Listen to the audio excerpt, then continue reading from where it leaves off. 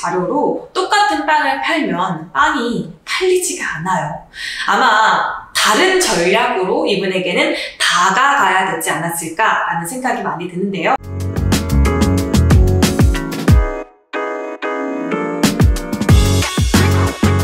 안녕하세요. A뱅크의 자존감 높여주는 여자 아트비입니다. 예술가 상담소는요, 다양한 예술인들의 고민을 듣고 4년차 자존감 코치 아트비와 함께 고민을 공감하고 해결될 수 있도록 돕는 곳입니다. 그러려면 사연이 필요하겠죠? 아래 메일로 사연 많이 보내주세요.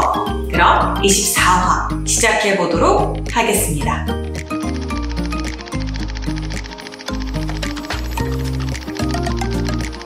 안녕하세요. 저는 중견기업에서 디자이너로 근무하고 있는 3년 경력의 29세 여자입니다.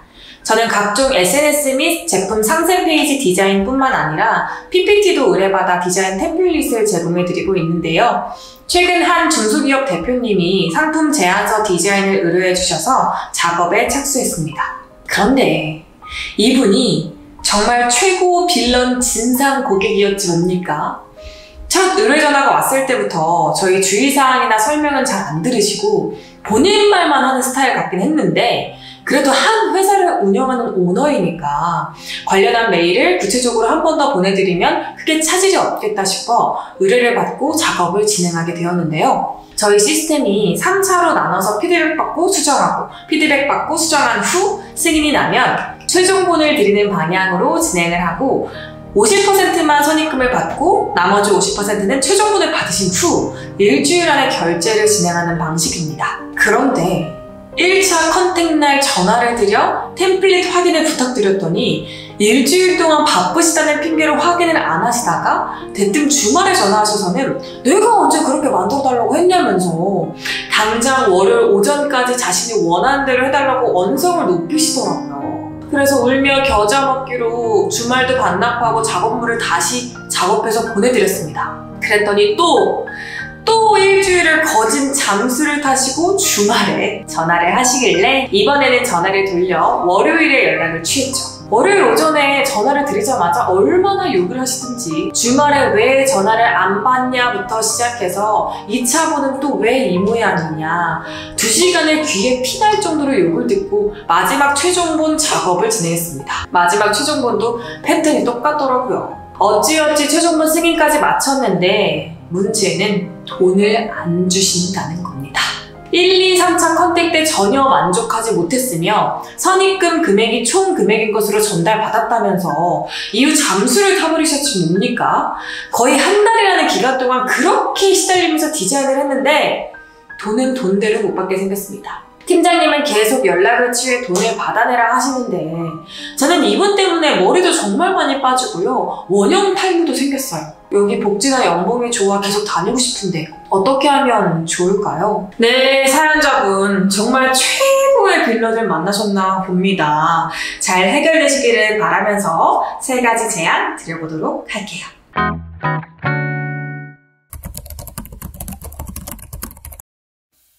첫 번째, 전략적 커뮤니케이션 능력을 키우자입니다. 구두로 이야기했을 때 기억을 잘 못하거나 말을 바꾸는 고객을 만났을 때 참 이런 문제가 많이 마음을 힘들게 하는 것 같습니다. 나는 나대로 정말 열심히 잘 해보려고 하는데 내 뜻대로 되지 않는 부분들이 많이 생기기 때문인데요. 이를 해결하기 위해서는 전략적 커뮤니케이션이 필요하다라고 말씀을 드리고 싶어요. 전략적 커뮤니케이션에는 3가지가 있어요. 첫 번째 1번은요. 청중을 파악하는 겁니다. 어떤 속성을 가진 청중에게 내가 이야기를 할 것인지, 어떤 고객에게 내가 이야기를 할 것인지를 먼저 파악을 하셔야 돼요. 지금은 말을 잘 듣지 않고 자신 마음대로 해석하는 고객이겠죠. 2번째는요, 목적이에요, 목적. 내가 말을 함으로써 상대가 무엇을 하기를 바라는가 입니다. 사연자분의 경우에는 PPT가 한 번에 통과가 되고 이야기의 핑퐁이 잘 흘러가는 것을 원하시겠죠? 그렇죠? 중요한 건 3번이에요. 3번은 메시지입니다. 어떤 메시지를 전달해야 상대방이 움직일까? 이거거든요. 전 여기서 3번 차원이 빠진 것 같아요. 내가 어떻게 메시지를 전달해야 상대방의 마음과 행동이 변화할 수 있을까를 생각하지 않고 원래 우리 방식이 이랬으니까 그냥 이렇게 하면 이분도 알아서 따라오시겠거니 생각을 하고 아주 만만한 상대겠거니 생각을 하고 일을 진행했던 것 같습니다. 그것이 좀 화를 부른 것 같아요. 분명히 2번, 3번 수정한 교류 속에서 고객은 말을 했을 거예요. 내가 원하는 게 이게 아니야. 그러면 이게 아니라고 했을 때 분명하게 제가 전달드리고 싶은 메시지는 이건데요. 이렇게는 어떠세요? 라는 분명한 메시지를 전달하고 그게 오케이가 됐을 때 또 작업에 착수해야 하지 않았을까 라는 생각이 듭니다. 아마 사연자분은 이 일을 그저 일로만 바라봤기 때문일 수도 있겠는데요. 편의점도 세븐일레븐, GS25, 이마트24처럼 똑같은 편의점이어도요. 자신만의 색깔과 룰이 다릅니다. 그쵸? 같은 방식이더라도요. 각 회사마다 요구하는 것들이 다 다를 수 있겠죠. 똑같은 자료로 똑같은 빵을 팔면 빵이 팔리지가 않아요. 아마 다른 전략으로 이분에게는 다가가야 되지 않았을까라는 생각이 많이 드는데요. 상품이 아무리 훌륭해도 그 고객에게는 훌륭하지 않다면 한 번 더 우리 쪽의 커뮤니케이션 능력이라든지 전략을 한 번 더 우리가 검토를 해야 되지 않았나 싶고요. 제가 볼 때는 우리 사연자분이 이 일을 일로만 했기 때문에 더욱더 그 중소기업 대표님이 좀 이렇게 너무 대충 하는데 이렇게 생각할 수도 있었을 것 같아요. 앞으로는요, 어떤 일이 들어왔을 때 그냥 내가 원래 하는 일, 원래 내가 하던 대로 하면 돼 라는 게 아니라 내가 이 사람한테는 또 어떤 가치를 팔면 좋을까? PPT를 파는 게 아니라 가치를 파는 디자이너가 되셨으면 더 좋겠습니다. 아시겠죠?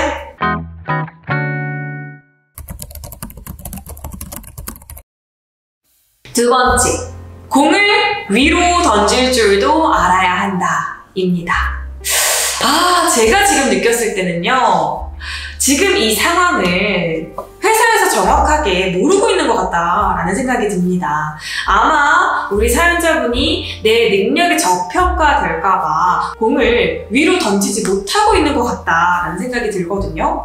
그런데요, 이렇게 중대한 상황이 딱 터졌을 때는요, 공을 위로 던지실 줄도 알아야 합니다.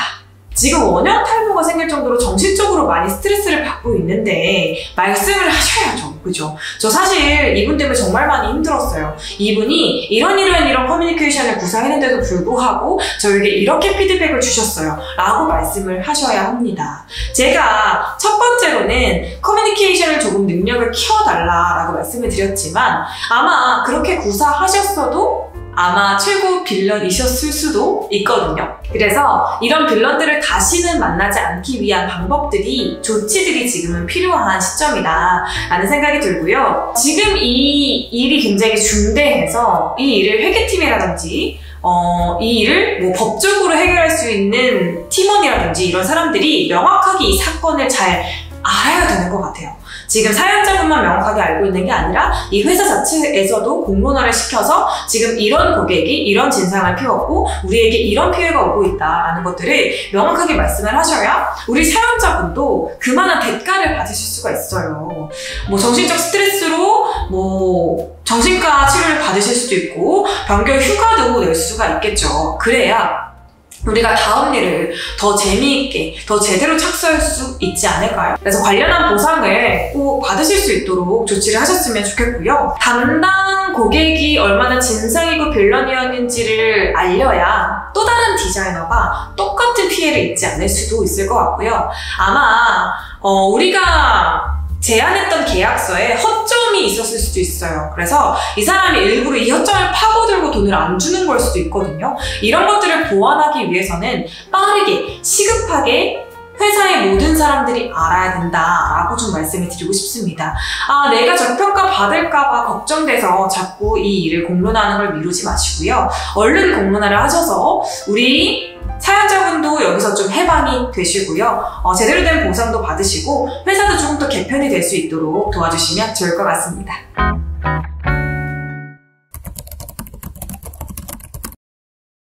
세 번째, 마음 챙김으로 멘탈을 바로잡자입니다. 지금 이 일이 우리 사연자분에게는 큰 트라우마로 남을 수도 있겠다라는 좀 염려가 돼요.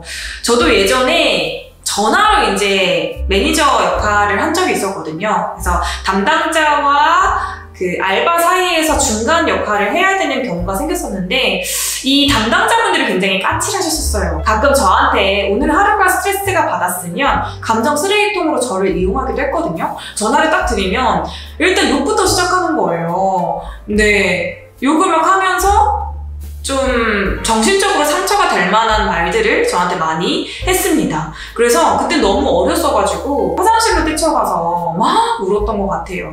그리고 나서는 다른 담당자, 너무 친절하신 담당자한테 전화할 때도 제가 너무 떨리고 막 심장이 미치듯이 뛰는 거예요. 저에게 이 사건이 트라우마로 남은 거죠. 근데 이럴 경우 앞으로 일을 하는 데 있어서 겁이 많이 생겨요. 일에 차질이 생길 수가 있거든요. 그래서 우리 사연자분이 조금 더 스스로의 마음을 챙기고 나서 다시 제대로 일을 할 수 있게끔 스스로 마음 챙김을 할 수 있는 시간을 가지면 어떨까 싶습니다. 변화를 일으킨다는 것이 사실은 너무나도 어려운 일이라서요.